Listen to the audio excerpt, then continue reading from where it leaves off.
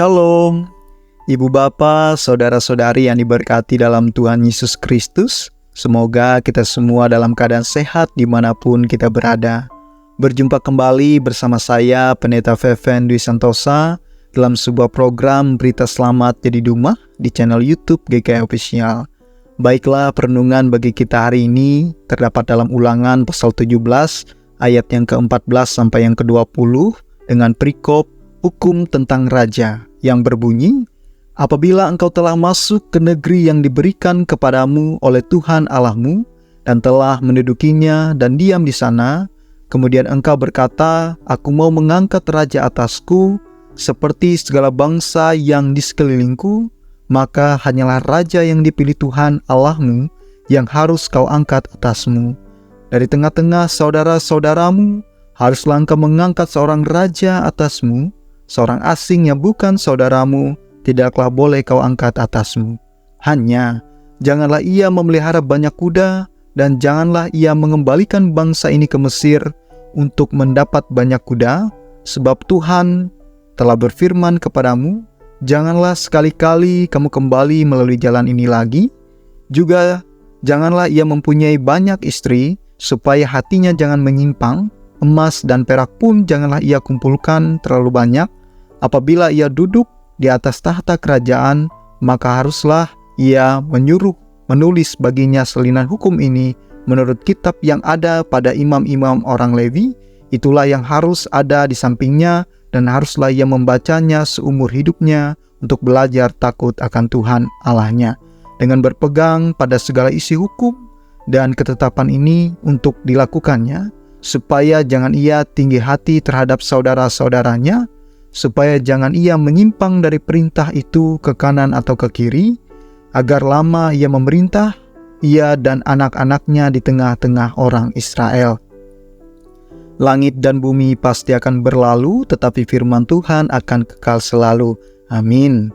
Sobat BSJD, saya memberikan tema untuk perenungan bagi kita hari ini, yakni ketetapan mutlak Tuhan Allah. Sobatku, dalam pengakuan iman Westminster dikatakan, kaidah yang tidak dapat keliru dalam penafsiran kitab suci adalah kitab suci itu sendiri. Hal ini secara gamblang mengungkapkan bahwa kitab suci itu sebagai patokan yang bersifat mutlak dalam penafsiran. Kitab suci adalah firman yang diilhami oleh Tuhan Allah yang kemudian dituliskan oleh manusia yang dipilih secara khusus guna untuk mengajar, untuk menyatakan kesalahan, untuk memperbaiki kelakuan, dan untuk mendidik orang dalam kebenaran sesuai 2 Timotius pasal 3 ayat yang ke-16.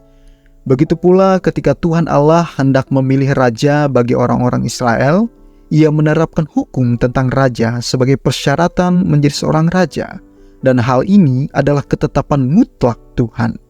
Tuhan mengetahui bahwa orang-orang Israel akan meminta seorang raja untuk memimpin mereka ketika mereka mendiami tanah perjanjian. Karena mereka iri melihat bangsa-bangsa sekeliling mereka yang dipimpin oleh raja. Oleh sebab itu, Tuhan memberikan hukum tentang raja kepada orang-orang Israel, yang dimana kehadiran raja kemudian diizinkan oleh Tuhan, namun hanya Tuhan yang berhak memilih raja bagi mereka. Mereka tidak diperkenankan menetapkan raja, seperti kebiasaan-kebiasaan bangsa-bangsa sekeliling mereka yang memperlakukan raja sebagai ilah yang layak disembah, karena hal ini adalah sebuah kenajisan bagi Tuhan. Tuhan memberikan syarat-syarat yang harus mereka perhatikan tentang seorang raja. Yang pertama, raja itu harus dipilih oleh Tuhan dari antara orang Israel, sebab di luar orang Israel akan dikhawatirkan akan membawa pengaruh buruk, sebab mereka dikelilingi oleh bangsa yang tak mengenal Tuhan. Yang kedua, raja tidak boleh memiliki banyak kuda. Kuda pada masa itu menjadi bukti kekuatan dan kekuasaan seseorang. Yang ketiga, raja tidak boleh membawa orang-orang Israel kembali ke Mesir untuk mendapatkan banyak kuda. Dalam hal ini, serakah kekuasaan. Dan yang keempat, raja tidak boleh mempunyai banyak istri, supaya hatinya tidak menyimpang ke sana kemari. Dan yang kelima, raja tidak boleh mengumpulkan terlalu banyak emas dan perak, sebab kebanyakan kekayaan akan membawa kepada sifat kesombongan. Apabila seorang raja tidak mengindahkan semua persyaratan ini dan hanya mengandalkan dirinya sendiri dan bukan Tuhan, maka ia tidak berhak menjadi raja. Tetapi ketika ia mau menerima semua persyaratan ini, maka ia dilayakkan Tuhan menjadi raja atas Israel. Dan ketika ia sudah menjadi raja, ia harus memiliki salinan hukum Tuhan, dan salinan itu harus ada di sampingnya, dan ia harus membacanya setiap hari serta berpegang pada ketetapan Tuhan. Melalui hal inilah seorang raja akan belajar menghormati Tuhan, menjaga hatinya dari kesombongan, dan menjaga hidupnya agar tidak menyimpang dari perintahnya. Sebab hanya Tuhanlah sajalah raja yang sejati dalam kehidupan mereka, sedangkan raja yang dipilih oleh Tuhan hanya perpanjangan tangannya atas orang-orang Israel.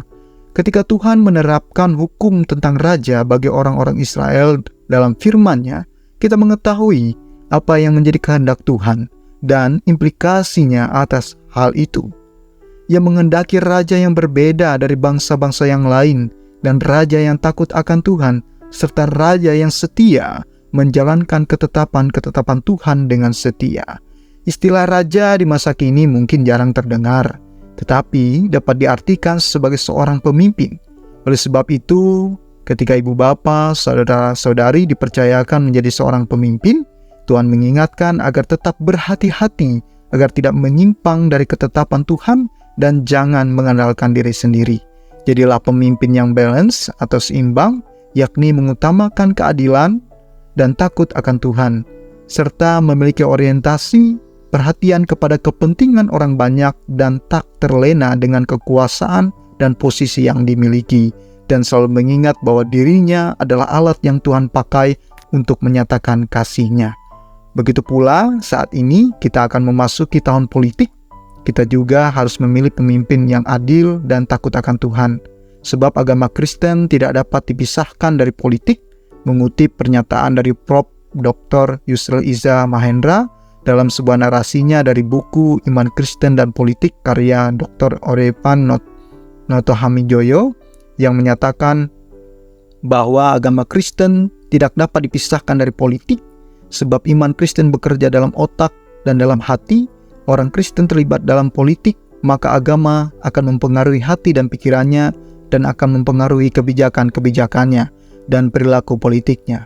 Oleh sebab itu, firman Tuhan menjadi bagian yang sangat penting mempengaruhi kehidupan kita, mulai dari pola berpikir, perkataan, dan perbuatan, dan sangat banyak berdampak dalam kehidupan kita bila kita rajin membaca, merenungkan, dan mempraktikannya dalam kehidupan sehari-hari. Mungkin ada anggapan, boleh sefirman Tuhan ini. Yohanes Calvin memberikan pernyataan bahwa firman Tuhan itu seperti kacamata yang menghilangkan kegelapan dan memberi kita pemandangan yang jelas tentang Tuhan. Oleh sebab itu, jadikanlah firman Tuhan itu sebagai penuntun kehidupan kita. Amin. Marilah kita berdoa. Dalam nama Bapa, Anak, dan Roh Kudus, terima kasih renungan firman Tuhan hari ini. Biarlah senantiasa firman-Mu menuntun setiap langkah kehidupan kami dan memampukan kami untuk terus hidup dalam ketetapan-Mu dan memberitakan kabar baik-Mu ini. Berkatilah aktivitas dan rutinitas kami selanjutnya. Berikanlah kami kesehatan dan kekuatan dalam menjalankannya. Dalam nama Tuhan Yesus Kristus kami berdoa dan memohon. Amin.